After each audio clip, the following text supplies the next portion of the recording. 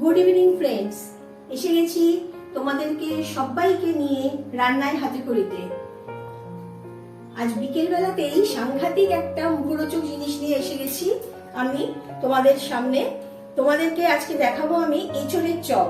এঁচোড়ের chop বলতে গিয়ে আমাকে আজকে যেটা দেখতে হবে সেটা হলো, আমি এখানে এঁচোড় নিয়ে নিয়েছি। দেখো, এই এঁচোড়গুলোকে আমি এইভাবে কুটে নিয়েছি। বাজারে গেলে তোমরা যদি বলো যে এঁচোড় কুটে দিতে, ওরা কিন্তু খোলা ছাড়িয়ে তোমাদেরকে একটু বড় বড় পিস করে দেবে। আমি বাড়িতে আনার পর এইরকম পিস করে নিয়েছি। এঁচোড়গুলোকে আমি সেদ্ধ করে নেব। এখন গরমকাল, সুতরাং এঁচোড় পাওয়াটা খুব একটা কষ্টের কিছু হবে না, জানো তো। মোটামুটি তোমাদের বৈশাখ মাসে এঁচোড় পাওয়া যায়, আর জ্যৈষ্ঠ মাস থেকে তো এঁচোড় পাকতে শুরু করে, তখন তো কাঁঠাল হয়ে যায়, তখন তো আমরা খেতেই পারি। আর আজকে আমি এই এঁচোড়গুলোকে প্রথমে আমি আগে সেদ্ধ করে নেব।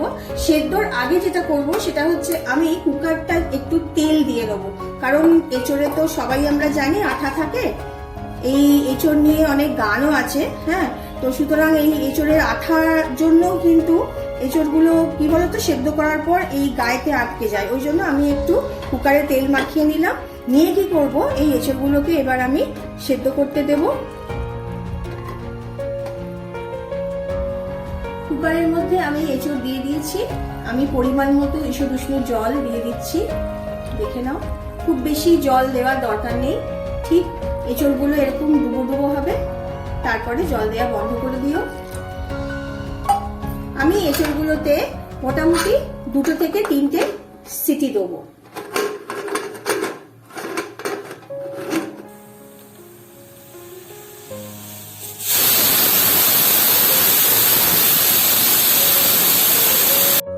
এঁচোড় আমার সেদ্ধ হয়ে গেছে। দেখো, এঁচোড় আমি একটা থালার মধ্যে নিয়ে নিয়েছি। আজকে একটু ভাবছি এঁচোড়ের চপ করি। আমাকে কিছুদিন আগে একজন বলেছে যে একটু স্পাইসি কিছু দেখাও। তো আমি স্পাইসি কিছু দেখাতে গিয়ে ভাবলাম যে স্পাইসি আর কি দেখাবো গরমকালে, তো একটু চপ করি দেখি, যতটা পারছি আমি দেখছি একটু হালকা করে করার চেষ্টা করছি, কারণ হালকা করে করলে সবাইরই ভালো।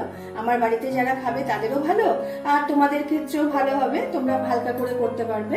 আমি এঁচোড় নিয়ে নিয়েছি দেখো, আর কিছুটা আলু সেদ্ধ করে নিয়ে নিয়েছি। আলু আর এঁচোড় একসাথে নিয়ে নিয়েছি। দেখো, আলু খুব বেশি আলু দেবে না, অল্প করে দিও। এবার এঁচোড় আর আলুগুলোকে একটু কষতে নিই। এঁচোড় আর আলু আমার মাখা হয়ে গেছে খুব ভালো করে। এবার আমি এর মধ্যে দিয়ে দেবো একটা পেঁয়াজ, পুরো গোটা। পেঁয়াজ বাটার পর দিয়ে দিচ্ছি অল্প করে রসুন। বেশি দেবে না রসুন, বেশি দিলে কিন্তু খেতে ভালো লাগবে না। 1/2 চামচ মতো রসুন। আদাও আমি 1/2 চামচ দিলাম। এঁচোড় আর আলুর পরিমাণটা দেখে, এঁচোড়টা অবশ্যই বেশি লাগবে কারণ এঁচোড়ের চপ যেহেতু হচ্ছে, আর আলুটা সেই মতোই দেবে, আর তোমরা মশলাও পরিমাণ মতো দেবে। এখন আমি যেমন এই পরিমাণে একটা পেঁয়াজ বাটা দিলাম, 1/2 কাপ এই 1/2 চামচ রসুন দিলাম, আর 1/2 চামচ আদা দিলাম। পাকা লঙ্কা আমাদের অতটা ইউজ হয় না সবকিছুতে। আমি কাঁচা লঙ্কা বাটা দিলাম 1/2 চামচের একটু বেশি।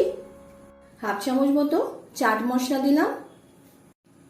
1/2 চামচের একটু বেশি দিলাম আমচুর। অল্প একটু গরম মশলা দিলাম। এবার দিচ্ছি এই ছোট চামচের 1 চামচ মতো জিরে গুঁড়ো দিলাম, ভাজা জিরে গুঁড়ো, শুকনো খোলায় ভেজে নিয়ে জিরে গুঁড়ো দিলাম। এটাতে আমি একটু চিনি ইউজ করছি, একটু চিনি দিয়ে দিলাম। এবার আমি এগুলোকে মেখে নিচ্ছি ভালোভাবে। আবার আমি স্বাদ মতো একটু নুন দিয়ে নিলাম একটু মেখে, কারণ নুনটা আগে দিইনি, একটু দিয়ে দিলাম কারণ জল যদি হয়ে যায় সেই জন্য দিইনি, দিলাম।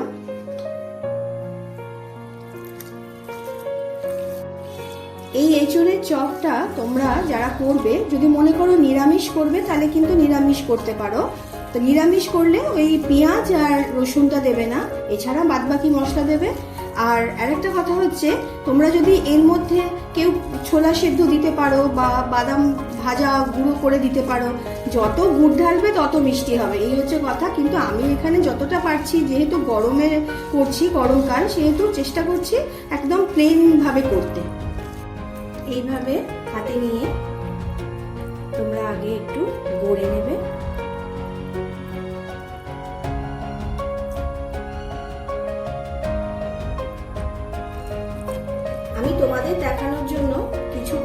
দিচ্ছি কিছু, কারণ আমার সন্ধেবেলায় এখন অনেকেই আসেনি, যারা এসছে তারা খাবে। এইটা তো গরম গরমই খেতে ভালো লাগে, আমি তোমাদেরকে দেখানোর জন্য এগুলো করে দিচ্ছি। দেখো, আমি তোমাদের ভেজেও দেখাবো। একটু হালকা করে করবে, কারণ নরম তো। এঁচড়ের পুরটা দিয়ে আমি গড়ে নিয়েছি, দেখো এঁচড়গুলোকে রেখে দিয়েছি। এবার একটা পাত্রে বেসন নিলাম কিছুটা, নিয়ে একটা ব্যাটার তৈরি করতে হবে। তার জন্য একটু কালো জিরে দিলাম বেসনের মধ্যে, আমি একটু জোয়ান দিয়ে দিচ্ছি। এটা তোমরা দিতেও পারো, নাও দিতে পারো। আমি একটু জোয়ান দিয়ে নিই, কারণ জোয়ানটা খেলে তো পেটের পক্ষে ভালো, সেজন্য জোয়ান দিলাম। একটু বেকিং পাউডার দিলাম, আমি একটু এখানে পোস্ত দিলাম, একটু মচমচে হবে ওর জন্য পোস্ত দিলাম। স্বাদ মতো নুন দিলাম, একদম সামান্য পরিমাণ চিনি দিলাম, অল্প একটু সাদা তেল দিলাম, জল দিলাম। হালকা করে গরম করে নিয়েছি জলটা, একদম হালকা। এবার একটু গুলে নিই। খেয়াল রাখতে হবে গোলাটা একটু মোটা হবে, বেশি পাতলা হয়ে গেলে কিন্তু ওগুলো ধরবে না। দেখো এইরকম হবে গোলাটা, খুব মোটাও হয়নি আমার, খুব পাতলাও হয়নি। বেশি পাতলা হয়ে গেলে কিন্তু ধরবে না, একটু খেয়াল রেখো। এইভাবে ব্যাটারটা রেডি করে নেবে।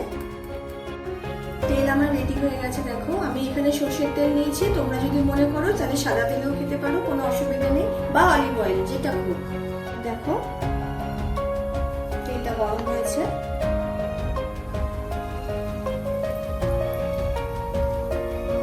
দেখো এইভাবে উল্টে নেবে আস্তে করে, নিয়ে চামচটাকে নিচে দিক দিয়ে দিয়ে তেলের মধ্যে আস্তে করে দিয়ে দিও।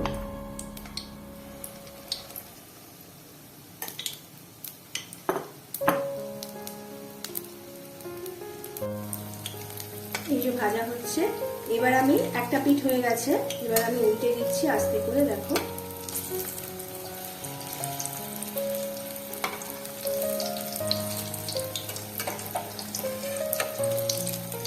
গ্যাসটাকে একটু কমিয়ে দিও মাঝে মধ্যে, না হলে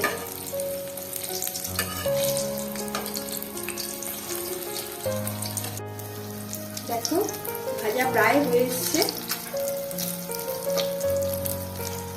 দেখো হয়ে গেছে, এবার আমি তুলে নিচ্ছি প্লেটে।